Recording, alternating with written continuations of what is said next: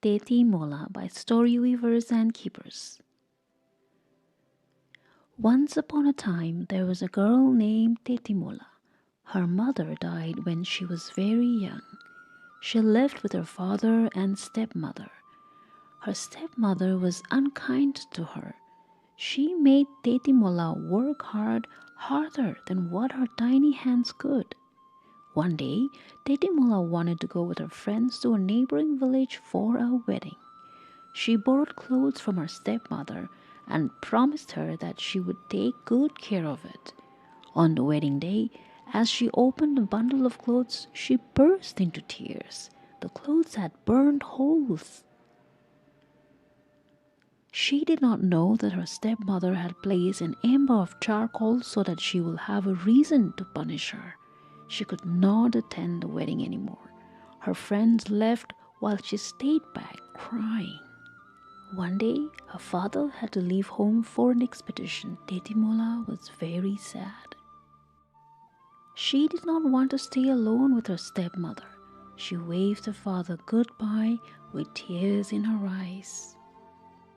After her father left, her stepmother made her work harder.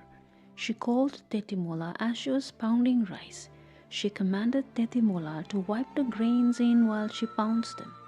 Every time the tiny hands wiped the grain spill on the rim of the big wooden mortar, the stepmother hit her hand with the heavy pestle. It hurt Tetimola so much. Her tears welled up. She was in great pain, but the stepmother shouted at her, "Use the other hand," and smashed that too. Then it was her elbow, her tiny feet, and then her head. When Tetimola could no longer move, the stepmother took her to the river and drowned her. Weeks later, Tetimola's father was returning home with his men. They stopped by the river to bathe. There, by the shore, a beautiful flower was blooming. It captivated him. He told one of his men to pluck the flower. "I want to take it home for Tetimola," he said. The man, a soldier, crossed the river towards the flower. When he was about to pluck it, the flower began to talk.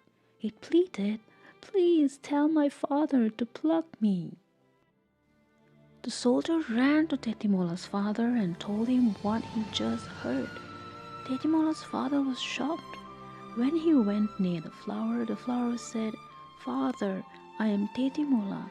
Lay me a white cloth and I will come to you." The father quickly laid a white cloth and a tiny bird flew on it.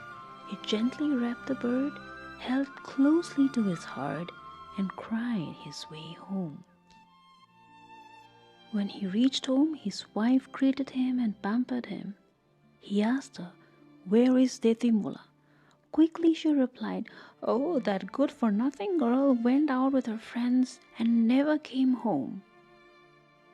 Then the father, in great fury, confronted her and banished her forever.